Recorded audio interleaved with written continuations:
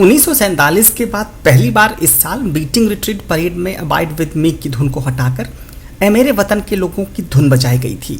आज़ादी के बाद से ये गीत देश और देशवासियों के दिलों में सैनिकों के लिए सम्मान जगाता रहा है।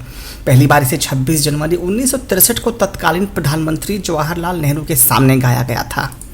इस सदार बहार गाने को देश के जाने माने कवि प्रदीप ने लिखा था और इसे सबसे पहले लता मंगेशकर ने गाया था। कहा जाता है कि जब लता इस गाने को परफॉर्म कर रही थी, स्टेज पर और स्टेज के सामने बैठे हर शख्स की आंख छलक आई थी। उनमें देश के तत्काल पीएम पंडित नेहरू भी थे। ये गाना जितना खूबसूरत है, उससे भी रोचक इस गाने के बनने की कहानी है। नमस्कार, आज कहानी पूरी फिल्मी है में हम बात करेंगे इस हर दिल अजीज गाने के बनने के बारे में। साल था 1962। भारत चीन युद्ध में भारत की बुरी हार हुई थी और हमारे बड़े सैनिकों ने अपने जीवन का बलिदान दिया था। पूरा देश गमगीन था, हर तरफ उदासी छाई हुई थी। देश के लोगों का मनोबल ऊंचा करने और उनमें फिर से जोश भरने के लिए सरकार ने फिल्म जगत और कवियों से आगे आने की गुजारिश की। चूंकि कवि प्रदीप ने इससे पहले भी कई देशभक्ति गाने लिखे थे, इसलिए ये जिम्मेदारी उनको ही दी गई। उनसे कहा गया कि वह देश के लिए ऐसा गीत लिखें जो देश के टूटे हौसले को जोड़ दे और सबके अंदर देशभक्ति का संचार कर दे। कहते हैं कवि प्रदीप एक बार समंदर के किनारे टहल रहे थे। वो देश के हालातों को याद कर रहे थे और लहरों को निहार रहे थे। अचानक ही उनके मन में कुछ पंक्तियां आईं। उन्होंने वहीं पर टहल रहे एक शख्स से पेन मांगा और सिगरेट के डिब्बे में जो फॉइल आती है उस पर वो पंक्तियां लिख डाली। उन पंक्तियों को जब प्रदीप ने एक साथ रखा तो ऐ मेरे वतन के लोगों जैसा कालजयी गाना बना। गाना पूरा होने के बाद अब बारी थी उस गाने को कंपोज करने की। इस गाने का संगीत तैयार करने के लिए प्रदीप जी ने उस दौर के महानतम संगीतकारों में से एक सी रामचंद्रन से बात की और फिर दोनों ने मिलकर इस गाने का शानदार संगीत कंपोज किया। गाना अब पूरी तरह तैयार था, पर अब एक नई अड़चन थी। इस गाने को आवाज़ कौन देगा? चूंकि देशभक्ति के कुछ गाने रफ़ी और मुकेश की आवाज़ में गाए जा चुके थे, लिहाजा ये तय किया गया कि इस गाने के लिए लता मंगेशकर से बात की जाएगी। उस दौर में फिल्म जगत में लता मंगेशकर, मोहम्मद रफ़ी, किशोर और मुकेश की आवाज़ों की तूती बोलती थी। कवि प्रदीप के मुताबिक तब मोहम्मद रफ़ी नौशाद के गाने अपनी आज़ादी को हम हरगिज़ मिटा सकते नहीं को गाने की हामी भर चुके थे और मुकेश को राज कपूर जिस देश में गंगा बहती है गाने के लिए साइन कर चुके थे।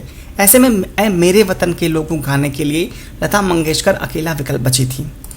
जब लता मंगेशकर से ऐ मेरे वतन के लोगों को गाने के लिए संपर्क किया गया तो उन्होंने गाने से इनकार कर दिया। लता का मानना था कि इतने कम समय में इतने बड़े लोगों के सामने बिना रिहर्सल किए गाना ठीक नहीं होगा। पर प्रदीप भी अपने जिद पर अड़े रहे। उन्होंने लता से कहा कि अगर वो इस गाने को नहीं गाएंगी तो फिर ये गाना नहीं बनेगा। लता ने उनसे इस गाने को गवाने के लिए इस शर्त पर भी हामी भरी कि वो अपनी बहन आशा के साथ ही इस गाने को गाएंगी। पर प्रदीप इस गाने को सोलो गवाना चाहते थे। बहुत सारे उतार चढ़ाव के बाद आखिर में इस अमर गीत को लता मंगेशकर गाने के लिए तैयार हो गई। इस गाने को जब दिल्ली की रामलीला मैदान में लता ने पंडित नेहरू के सामने गाया तो उनकी आंखों से भी आंसू छलक आए। इस गीत ने अगर कवि प्रदीप को अमर कर दिया तो लता मंगेशकर हमेशा के लिए इस गाने से ऐसी जुड़ी कि ये उनकी भी बड़ी पहचान बन गया।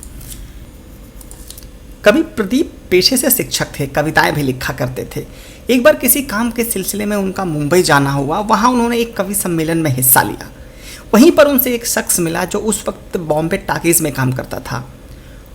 उसने उन्हें बॉम्बे टाकीज के मालिक हिमांशु राय से मिलवाया। हिमांशु राय को प्रदीप की कविताएं बहुत पसंद आईं। उन्होंने तुरंत उन्हें 200 रुपये प्रति माह की तनख्वाह पर रख लिया, जो उस वक्त एक बड़ी रकम थी। कवि प्रदीप की पहचान 1940 में रिलीज हुई फिल्म बंधन से बनी।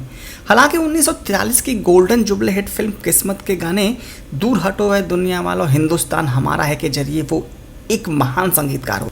50 साल के अपने कैरियर में प्रदीप ने 71 फिल्मों के लिए कम से कम 1700 गाने लिखे। उनके देशभक्ति गीतों में फिल्म बंधन का गाना चल चल ले नौजवान, जागृति का गाना आओ बच्चों तुम्हें दिखाएं, दे दी हमें आज़ादी बिना खड़क बिना ढाल और फिल्म जय संतोषी माँ का गाना यहाँ वहाँ जहाँ तहाँ मच पूछो कहाँ कहाँ है संतोषी माँ। तो ये कहानी थी ऐ मेरे वतन के लोगों गाने के बनने की। अगर आपको इस गाने से बनने की कोई और कहानी पता हो, कोई और फैक्ट पता हो तो हमें कमेंट बॉक्स में ज़रूर बताइएगा। कहानी पूरी फिल्मी है कि अगले हिस्से में हम आपसे मिलेंगे तो एक नई कहानी लेके कुछ नया और कुछ खास लेके मिलेंगे। तब तक बने रहिए हमारे साथ।